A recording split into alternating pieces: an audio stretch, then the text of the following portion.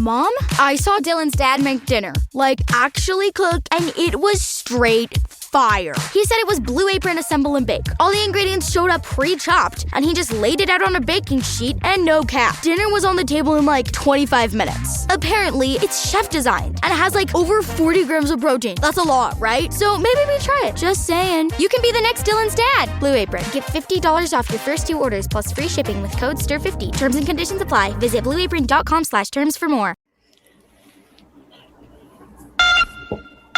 Thank you for tuning in. It's time for another amazing guest show on Eternal Affairs Truth Radio. Please consider supporting our work at our website, eternalaffairsmedia.com. Sit back and relax and enjoy the show. Please subscribe and keep coming back. You're going to know God did it.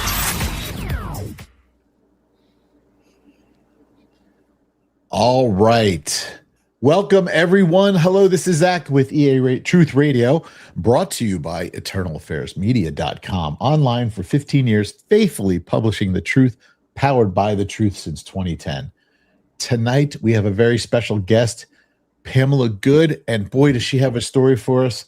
But Pamela, we'll go through the full introduction in a minute. Can we just start off with a little prayer? Oh, I'd love that. Absolutely. Okay. Dear Lord, thank you for another night. We can have another show. We can reach somebody somewhere. I'm praying and hoping someone out there listens and they hear this and they're just touched and understand your forgiveness, your love, your joy for them, your compassion, and just let your words come through us tonight in your precious name. Amen. All right. Well, Amen. I'm very excited to get the show started.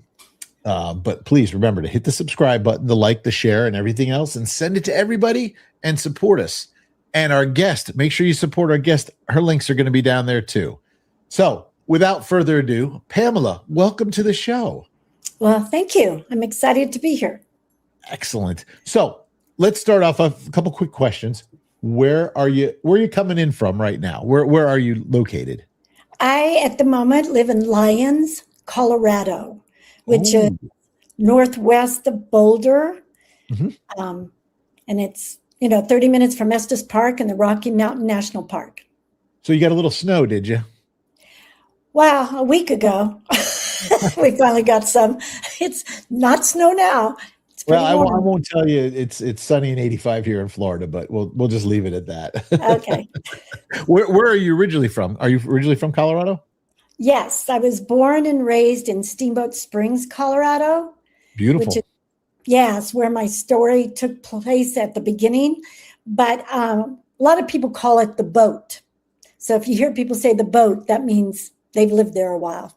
Oh, okay. Awesome. All right. Yeah, well, that's like I live in a town called Apopka, and we call it the APK. So I get it. There you go. Excellent. So tell us, speaking of your story, why don't you tell us from the beginning? How did your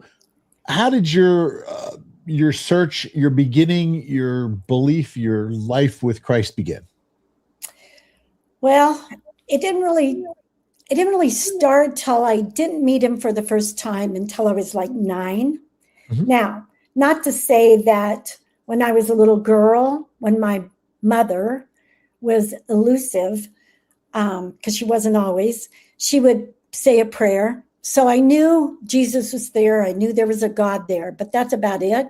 Sure. And my neighbor and her mom took me to Sunday school when I was 9. And so I went to a Bible camp. That's my first encounter with Jesus. And it was awesome because I learned verses so I could have a free entry into the Bible camp. And my dad was gracious enough to take me. I was given my first Bible, and I still have it to this day. It's awesome. Beautiful. So, yeah, for some reason I kept keeping it. Now I know why. It's funny you say that. I got saved. I was born and raised in a Christian home, but I didn't get saved till I was about 7 when we had daily vacation Bible school. And, it made sense. And my story is totally different. I mean, I went through some rough patches and changed a whole bunch of things, but my mom just passed away back in September. And we were going through her house, and I found the first Bible she bought me, and now I have it, so I can relate. It means something to me. It sits next to my bed. It's a huge Bible. I'm like, I don't. Mom bought this so she could hit me in the head with it, so it'd sink in. But awesome. Mine was a white zipper Bible. I love the zipper. Yes, that was the little kid's first Bible. We had the little zipper Bibles. Yes, I remember them.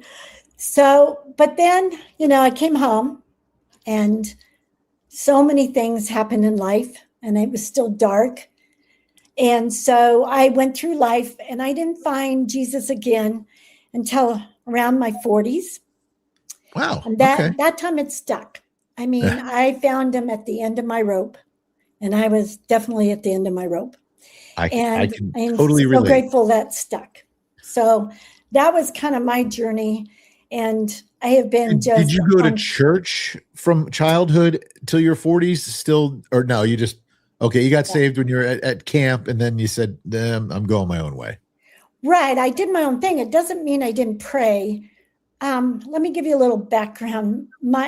Since I've been 4, I had to learn to navigate life, and with my siblings, with a beautiful my mother who had paranoid schizophrenia. So she was not present. Physically she was, but not mentally or emotionally most of my life. So me and my siblings, we learned to live. My dad was living across the street, but he was working 2 or 3 jobs to keep us going. So we were pretty much on our own. So I knew of Jesus, I knew of God, but I prayed my one prayer for almost my whole life was, please heal my mother. That never happened. And I didn't get angry until later in life. And then I got angry about it. Yeah. And, that was hard. And I just had to work through that. But I was taught, and I had to learn to be self-sufficient. And all of us did. And we just learned, pick up yourself and do it yourself. I didn't know you could ask for help from anyone. I never prayed for myself ever. I always prayed for my mom or my dad, but I never thought about praying for me. And so and when my kids were born, I prayed and I got them a Bible, but I never went to church until much, much later in life. When again, I had to meet him at the darkest hole in my life. That's interesting. And I similar story, not really. I was born and raised in church. My mom was a pastor. My grandfather was an evangelist. But by the time I was a teenager, I was so sick of church, if that made sense. Yeah, because I've heard it a lot. I saw things through a teenager's eyes that doesn't make sense. You say I can't do this, but you won't tell me why, Oh, well, you just can't you can't dance, you can't smoke, you can't do that, you can't go to movies. Where does it show me in the Bible where it says that, right? Yeah. And then my first marriage, I married she was a believer, but she was of a different denomination. And I was lucky. I was in sales, so I worked they go to church on Saturdays, and I worked on Saturdays, so I didn't ever go to church, other than if there was something important for the children. I had to go, if my kids were doing a play or whatever it might be. Right. And then we went our separate ways, and I went through what I call the dark period, where I never walked away from God. I never turned my back on him. Right. I just wasn't walking with him, if that makes sense. I would say my prayer. I would thank him for the day. I actually still would tithe to different organizations and stuff that I thought were important, because my parents beat that into my head. Make sure you give your 10%. And it wasn't until later on, like you said, I had to come find my own Jesus, which my mom had taught me all my life. You don't want my Jesus. You don't want Dad's Jesus. You don't want your sister. You want your own Jesus. Right. And, your own relationship with Jesus. Right. And literally in the darkest moment, I lashed out. I mean, I was angry, mad, and I had to come to Jesus with God. I don't know if I crossed the line. I don't know if I said things I shouldn't have. I poured out my heart. I was venom just coming out. And at one point in time, slammed to the ground. I couldn't get up off the ground and I couldn't stop crying. Yep. And then I heard that voice. I heard that small, still comforting voice. Are you done? Yeah. Now let's start over. Yeah. So I don't think you can cross the line, and you can be angry. Jesus knows this. Right. I joke and say that I crossed the line and God was about to smote me, and the Holy Spirit's like, wait a second. Hold on, let's knock him down for a minute. I know. I found myself on my bedroom floor for 3 nights straight, begging and begging for God to bring me home. I was done. I wanted to tap out of life. And I had a pastor that I had gone to his Sunday night worship, and I had played softball with. And he said, I had went to him for some counseling, and he said, when you are on that floor, he's right there next to you. Jesus is right there. Just ask him for help. Right. I have never asked anyone for help, not even my father. He was too busy trying to do everything else.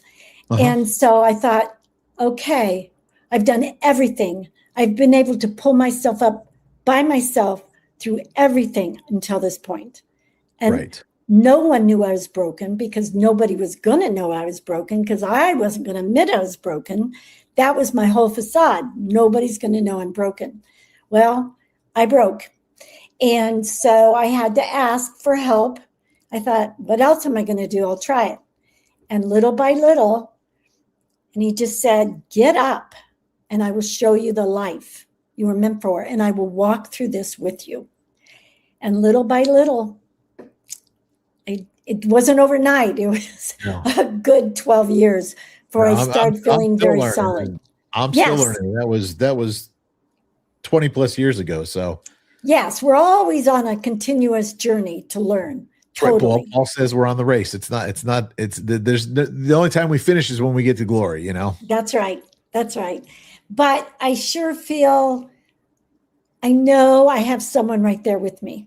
That's the beauty of it when I finally got there. When I finally opened up, when I finally start peeling those layers of pain and hurt off and emotional things and when I learned John 10:10, I did, and when I learned that there are strongholds, John 10:10, and I read the book Battlefield of the Mind and realized this is a spiritual warfare. These are strongholds.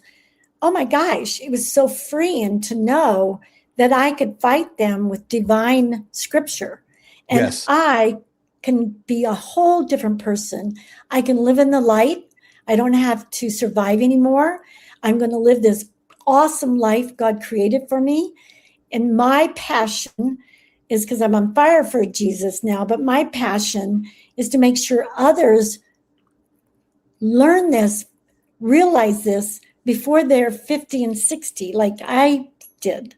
I want them to do it when they're 20 or 30 or 40, because hurting people hurt others, whether you know it or not.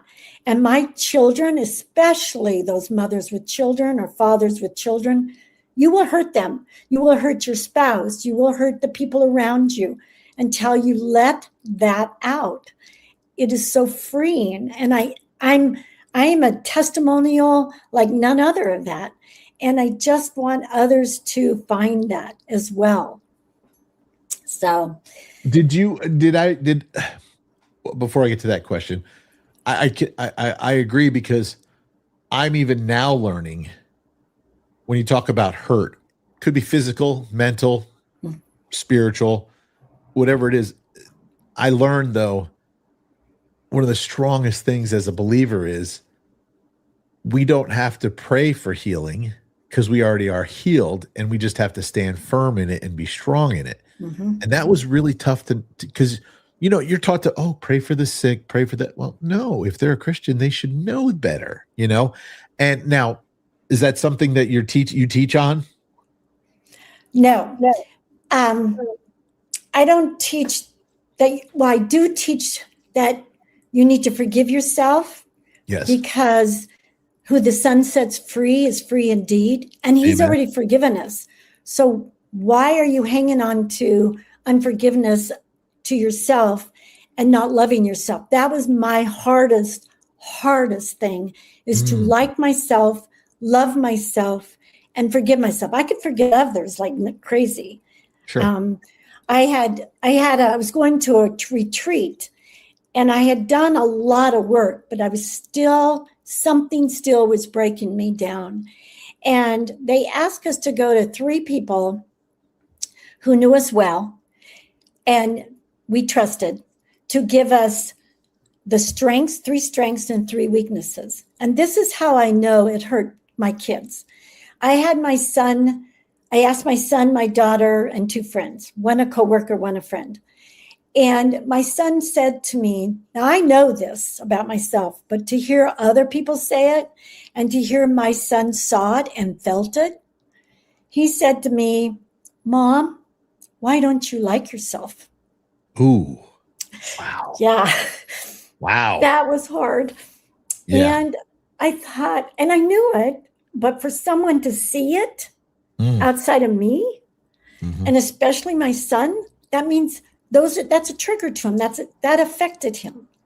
And he said, now on the good side, you're the most resilient person I know. And then my daughter said, and a coworker, it's not always about you. In other words, no matter what went down, I felt, what did I do wrong? How did I make that go wrong? What is happening? Why are they not, working with me? Are they mad at me? It's not always about you. Other people have other issues as well. And I had to learn to own my stuff, but not own others. And that was a big one in my divorce. And then I had a friend say to me, you are so forgiving in others, but you never forgive yourself. So those are things I want others to know, because it took me forever to get that. And that was holding me back. And though you say you believe in Jesus and you follow with him and you journey with him, are you really on his journey? Are you really with him if you can't love yourself and forgive yourself? Because he already has, right? Those are 100%. things I want people to understand. What are you finding when you reach into that hurt? What are you finding the hurt usually is? My hurt or other? What do you mean? Either or. You can start with yours if you like. I didn't feel worthy. We, as young kids, back in the 50s and 60s, nobody knew really about mental illness. They were guessing. And they just looked at us, we have a crazy mom. Yeah. So we didn't have people come to our house. Kids could not come to our house. I wasn't invited very much to their house. I had to find my own outlet in middle school finally, which is boyfriends, not girlfriends. Their family was my family. Right. I had a family now, and my athletic ability and work. But my hurt was not a self-rejected. Oh, I had a big root of self-rejection because I felt others knew my life. They knew that you just feel like poor white trash, and that we were on the wrong side over here and we had an unhealthy family life. You just felt it in school. And so I felt like I had to prove to everyone I am smart. I couldn't read very well. I was smart. I was athletic. I'm going to do something in life. And so did my siblings. We went 120% to prove that to everyone around us. Right. And we still did it in adult life. And after a while, you can't do that anymore. And I'm not going to be perfect. And I'm now a recovering perfectionist. I try really hard. I love that. I love it. Well, I'm recovering Superman because I realized at one point in my life, when I was going through as I call the darkness, I bouted terribly with anxiety. Still to this day, have no reason why or understanding of it. It's not in my family. It just hit me like an 18-wheeler, and I relied on medicine. And then I woke up one night, and I'll never forget. I was watching Jesse Duplantis, of all people, on TV. And I woke my wife up because I was laughing so hard. And she said, I have not heard you laugh like that. And it was the joy of the Lord. Yeah. And I realized from that point forward, and he showed me later on as I was learning, he showed me I wasn't wearing my armor properly. So the enemy was hitting me where I was most vulnerable. And I Yes. learned, I guess I'm not Superman like I thought I was, I guess Jesus is my Superman and he had to be That's in right. front of me, so I get it. So yeah. And whenever I get a chance to talk to somebody about it, I do, because I want people to know, man, you don't need to rely on medicine. I'll never forget the moment I realized that. I threw the pills away. The doctor freaked out. You're going to have a stroke, blah, blah, blah, blah, whatever. Nope. Never touched them again. Every once in a while, I'll get that little anxious feeling, but I know it's there and I know what's going on. So I instantly get rid of it, Yeah. Yeah. Someone told me. Day, go ahead. Like I said, I still to this day don't know what triggered it. So, I want to go more into your story, but like there were things people would say to me because I always have this front. I was the big tough guy in school. I wasn't a fighter. I just knew everybody. I was the big happy, fun, go lucky clown. I wore a mask, and someone actually said, well, everybody sees Zach as the 4th of July, but the turmoil and battle on the inside, you'll never know because he won't ever let you know. That's right. And I said, that's interesting. And now, luckily, I've got a great spouse. And if I got a problem, I go tell her. And I'm like, I don't know how to deal with this. Help me out, please. And she's like, of course, she's a pastor. And she's like, well, let's turn into Jesus. What's wrong with you? That I'm so glad you shared that, because that is so extremely true. Because we try what we have inside of us, we don't want anyone to see. Right. And when I finally started journaling and realizing this, and I got some friends of mine together because I had pulled back from them. They had hurt me in certain ways, but to me, I made it bigger, and I even self-rejected myself with it. And but they didn't know anything. Even my former husband didn't know a lot of this, because I was never taught to go to someone for help or share. I wanted him to think I was going to be the best wife, even though I didn't see that in my family. I was going to be the best mother, even though I didn't have one. How in the world was I thinking this? And I was going to be the best fitness entrepreneur. And I'm proving this to everyone. And so when I sat down with these girls, they wanted to go do some stuff together out of town. And I go, before I go with you, I need you to know I am writing this book, and this is part of my life that you guys don't know about. And they all just looked at me, and they had tears in their eyes, and they said, never in our wildest dreams did we know that was going on, Pam. You seemed like no matter what you said you're going to do, you did it. You didn't need anybody's help. Right. And I go, that was my goal. And I did it until I broke. What do you think? Okay, let's go back to your childhood. Have you and I hate using the word self-diagnosed, but did you ever kind of figure out what was the pinpoint that caused you to do that? Have the self-doubt and the rejection feeling. It was my whole life. So again, we didn't have friends. I didn't have a mom to teach me anything at home, whether it be schoolwork, food, anything. Sometimes she was there, sometimes she wasn't. Like I was put in the hospital. This is a little scenario. Okay. If you can vision this little 4-year-old girl, and she's hungry, and her little 1-year-old brother's hungry, and her sister, who's, 6 at that time, we're hungry. My mom isn't there emotionally. She's looking out the window, having her conversation with someone. That was most of my life. Wow. So I learned how to do grape nuts. I learned how to eventually make egg salad. I learned, yes, now and then she would make us some food. And then the same little girl, when she was 5, came home and saw her mom with a broken arm and 2 black eyes. She said she fell while mopping. So, okay. Really, she didn't, but okay. I just stuffed it down. Then this little 6-year-old girl was put in the hospital because she has poisonous baby teeth, because she didn't have good food, nutrition, or dental care. It started there. And at Christmas, we had to wait to go get our dad to come over. So excited. We open our gifts. Next thing you know, my dad screaming and has my mom up against the wall because he thought if he screamed at her, she would get well. Ah, So it started there. I see. And you don't want anyone to share that or see that. And we didn't No. have counselors. No. And later on, I learned that the judge in town was going to split us all up. Ooh. I learned that. My dad says over my dead body, he says, Right. you have 2 jobs. You can't take care of these babies and kids. And my dad spent like 7 years and every penny he had to get my mom well. Phew. So it just went from there. And you kind of feel good for a while and then you don't. And the only thing that got me through, I think, is when I learned how to play sports and activities, it kept my hormones there. It was a temporary fix, but I had to do it a lot. Sure. Right. And then I went to work and I was addicted to work. I was addicted to working out.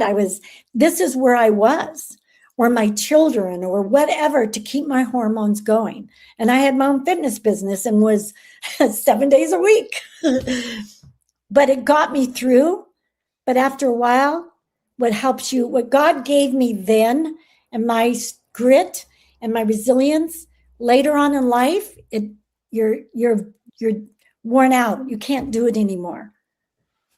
So when you hit rock bottom or the darkness, yes, what was the breaking point that made you look up? Well, when I had cried for nights, begging God to bring me home, Right. I was ready. I was done. I felt my children were better off with their dad. They were angry with me and they felt and blamed me for the divorce, which at the time I took it all on me. Right. And because I felt I broke. And so it's about my childhood, and I broke my marriage. But once I start healing, I realized there were so many things I don't need to own, that isn't mine to own, that helped end our marriage. So, but at the time, that's what I felt. And I felt my kids love their dad so much, and they go to him for so many things because I was broken. They couldn't come to me. And I thought, I'm just a hindrance. I don't need to be here anymore. So that's what I broke. It's just a compound of things that happened. And I felt as life went on, because I thought I had this all handled, right? After my divorce, I felt my dad was my rock. He had always been my rock. Even though I didn't go to him for things, I knew he was there. I knew he was always there, right? My dad. Sure. And then he died. And I really started spiraling. Yeah. That was probably the beginning. I can relate. I lost my dad in 2001, and he was my buddy. Now this is funny. I'll never forget. All my life as a kid, I always wanted to be his friend, and he would tell me, "I'm your dad. I'm not your friend." But the minute we had kids, then he was my buddy because he had his grandkids. He didn't care anymore, you know. Yeah, then he was my buddy. Sure. And it's funny. He died in 2001, and there's still times. I was telling my friend this the other day. I said, "Dadgummit, I wish I could call my dad right now and tell him what's going on. He'd know what to do. You know, I get it." And then recently, my mom, was my best friend, you know, she passed away. And I remember, as I was telling you before the show, I've been studying John, and there's so many things in John. It's I call it like, you know, Shrek and Donkey having the conversation where he's telling it's layers. There's so many layers. It peels off layers, you know, and you see so many different things. And I started literally different times in the book, because it was also one of my grandfather's favorite books. I would start crying because I'd be like, wow. So Jesus loved us so much that I don't even have a split second to ever feel sorry for myself, because I'm saying he's not worth it. What he did was not worth it. So I need to ever get that right out of my head. Right. Mm-hmm. And then I came to the realization, because the joke, I mean, it's not a joke. My wife and I were both adopted. And And the funny story is Wow. people go, how do you know you're not brothers and sisters? Well, she was in Iowa and I was in New Jersey. So, we're not. But anyway, and her mom was older than my mom when she had her. So it's a different story. But, she lost her parents. I've lost my parents. I said to her one day, I said, Dad, gummit, we're orphans again. And she goes, no, we're not. I go, we're not. She goes, you have a dad. And I said, oh, man. So that's changed my prayer life even. Like when I go talk to him, I say, hey, Dad. And today I was outside doing my devotions. And I literally looked up in a tree and there was 2 cardinals in the tree. And everybody says, when the cardinals there, it means someone you love is watching you. Whatever. Whatever. I don't know if I believe that or not, but whatever. Okay. And I said, oh, look. I said, Dad sent the birds to listen to my devotions. I said, he wants to hear me talk to the birds. So, I sat there and talked to the birds, so it's so funny because, and I want to find out about your book. I want to dive into that in 30 seconds. But I find it so funny once you realize your relationship with Jesus and God, that he's your brother and God is your father, and you can go to him with anything. Because there's so many times, like I said, I wish I could call my dad, and I go, I can. He's listening to me right now, you know. And not many people, I grew up in a Baptist church. Like I thought praying, you had to pray in King James, literally. That's how I thought you had to. Okay. No, I didn't think I was ever worthy enough of praying in front of people because I didn't use thou and thouest and smote and all those other words. But but now I realized, man, he doesn't care, and it's so cool. And that's why I find it so interesting. You went through it and you found your healing through that, as I did, because I think the real change was when I watched The Passion of the Christ. Ooh, yeah. And they were beating him. And I literally, again, I'm not a crier, except for Hallmark commercials and Publix commercials during Christmas, whatever. They get me every time. But when I saw that and I said, this guy didn't even know me and he did that for me. So who am I to say that I'm not worth every second of every day to be his best? That's right. So, that's how I fight. When the demons want to jump in the battlefield of my mind, they know they got a good fight coming on them. So exactly. Okay.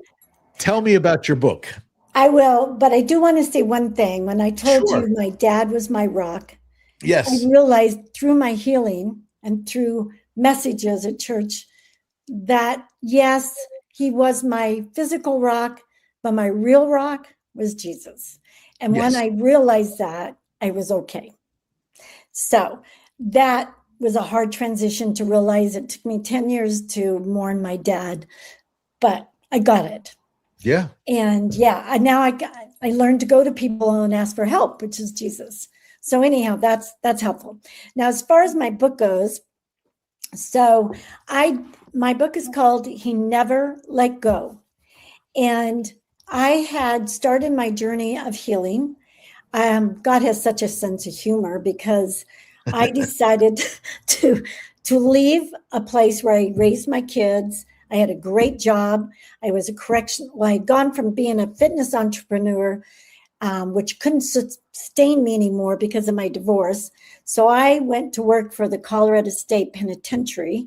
Ooh. And I was at the maximum security prison as a correctional office at the men's facility. You worked with the baddies. Yeah. So I learned a lot there, and I figured what I've been through, there can't be anything worse here. I just knew it couldn't be. I'm prepared. I'm trained. I can do this. So I did go to work there, but then my life fell apart again, and I wanted to leave that old Pam behind and new again with this new Pam that loved Jesus and move on forward. And what happened was I ended up getting a scholarship back in my hometown, Steamboat, from the hospital where my darkness started. That's where he's taken me. And I got a scholarship to go back to school to be a certified surgical technologist at the hospital in Steamboat. Okay. And so I did my year. I moved back to Steamboat. And I know my younger brother was pretty concerned because it's where some bad memories were. Sure. But like I said, God knows best. I trusted him. I took the leap. And that's where my journey began to heal. It was unbelievable. It was familiar, but I had to go through where my darkness started. And I went and listened to a women's retreat, and they were doing their testimonies. And whenever I'd go to any of these things, groups or gatherings, people would go, Pam, do you have anything to share? I just cried and said no. I mean, I couldn't even speak. I was so emotional. And so when I listened to this, I truly believe the Holy Spirit just came upon my heart, my soul, and said, this is what you do. You go share what your life was and where God has taken you and where he's going to take you. Amazing. And I thought, I can't write a book. I don't know how to speak. I can't do any of this. And so it sat with me for about 7 years. I moved to the Eastern Slope where my daughter was living and had her baby so I could help her, and still had a full-time job at a hospital at night. I went to a church and I just went to the messages, and I would go home and I would just take it's like they were just talking to me. And I started journaling, and some of the memories I had pushed away. And I just would start bawling and go, oh my gosh, I forgot about that. And I had to stop. And then I'd start again in another couple of days or a week. And I would start journaling again. And finally, about 12, 15 years into this, I said, okay, it's time. I'm going to start the book. And I got some people to help me, some Christian writers. Sure. Have point me in the right way. And that took 6 years. And I parted with him once because I thought, oh, this isn't working. Maybe God doesn't want me to do this. And my brother says, Pam, if it's still there, he wants you to do this. And I listened to I love this CD. It was called Do You Have a Dream? And Joyce Myers had it. And she said, if God puts something on your heart, Satan's going to come at you with everything to stop you. But if he put it on your heart, do you have a heart of a finisher? And I've never given up on anything other than my marriage. I broke bad. And so I said, okay. So I finished it. And there you go. It's out there. And even the name of your book is? He Never Let Go. Okay, and is it available on Amazon? It is. Well, it's available several places. Amazon, Barnes, any bookstore. You can order it at any bookstore. And on my website, PamelaWagnerGood.com, it's on there. It's on Amazon. I'm hoping to, in the next 6 months, finish my Audible and put it out in Audible read as well. Oh, that's awesome. Very cool. Yeah. I love going and my goal is I went in a few times and talked to some momcos. They're young mothers at, the church. That's one of their ministries. I want them to please look at their heart and their soul, and whatever's hurting them, clean it up for themselves, but for their kids. So it isn't affecting their kids. Well, that was actually my next question. If you're hurting, what is your number one thing you would recommend they do? Man, I read scripture. I listen to tons of worship songs, like the song You Say from Lauren Daigle talks about what you say about me, I believe. Those are things I had to listen to over and over. Like you said, what helps keep those voices out of your head? Right. I have certain scripture I go to a lot, like Philippians 4:13, John 10:10, and Joshua 1:9. I really hone in on certain scripture. Psalms 23. I read a book by Dallas Willard, Life Without Lack. God's got us in everything. Yeah. And when I start feeling like, wow, they get to go to Europe, or they get a nice house, or they have this, I used to do that horribly. And I would go back to Psalms 23. The Lord is my shepherd, I shall not want. I have everything he wants me to have right now. And I'm healthy. my kids are healthy. They have healthy kids. I have great grandkids. Great And grandkids. That's pardon me? awesome. I said, oh, great grandkids. Wow. No, I don't have great grandkids. Just I have great wonderful grandkids. Great, wonderful. There we go. but had that prayer, that song by Garth Brooks, thank goodness for unanswered prayers. Thank God for unanswered prayers. Thank God for unanswered prayers. Yeah. If think that's what I tell everyone at every place I go to speak, and I have a picture of my kids, their spouses, and my grandkids. I would have never gotten to live in the light, know my grandchildren, know my kids' families, if that prayer would have been answered. Well, that's fantastic. And I want everybody out there to go get that book. It sounds like everybody should read it, regardless if you're hurting or not. One last thing before we wrap up, any tidbit of wisdom or knowledge you would love to share that could maybe change a life or two? Well, what changed for me, I'm going to be honest, I read the book Battlefields of the Mind by Joyce Meyer. I didn't know about strongholds. I didn't know Satan could have that much power. And I was his gold medal winner for letting those strongholds hang on to me for so long. So Jesus is the way. He's the light, and light will always take over the darkness, always. And so know that, like you said, Jesus forgave you. Jesus forgives us. We got to forgive ourselves. And he loves us. It's like all those things he wants us to do for others, he wants us to do for ourselves, and loves ourselves. Exactly. And you couldn't have said it better. Forgiveness is the most important thing, because forgiveness, to me, releases everything. Yeah. Because then it's not our problem. I said this to somebody today. When you get rid of forgiveness, when you forgive someone and you get rid of bitterness, it's not your problem. Mm-mm. It's no longer there, because I'm not letting somebody live rent-free in my mind. So I might as well just let it go. That's and let God live rent-free in my mind. Exactly. So, yeah, that is just beautiful. One more time with the title of your book and your website. Okay. He never let go, because he was always there for me, till I was ready. Beautiful. And PamelaWagnerGood.com. Excellent. We will have all that information in the description down below. You can find her on Amazon.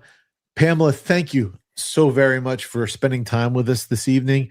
I'm sure we could probably chat for hours, and maybe sometime we'll get to do it again. It would be great. Okay.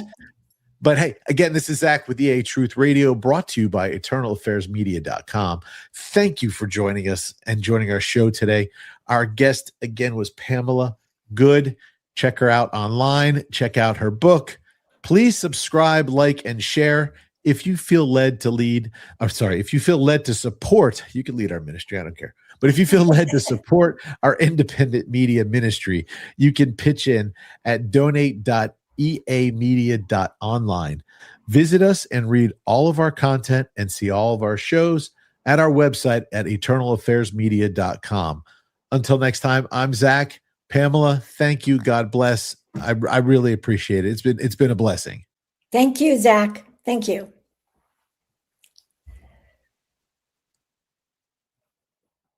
Mom, I saw Dylan's dad make dinner. Like, actually cook, and it was straight fire. He said it was Blue Apron Assemble and Bake. All the ingredients showed up pre-chopped, and he just laid it out on a baking sheet, and no cap. Dinner was on the table in like 25 minutes. Apparently, it's chef designed, and it has like over 40 grams of protein. That's a lot, right? So maybe we try it. Just saying. You can be the next Dylan's dad. Blue Apron. Get $50 off your first 2 orders plus free shipping with code STIR50. Terms and conditions apply. Visit blueapron.com/terms for more.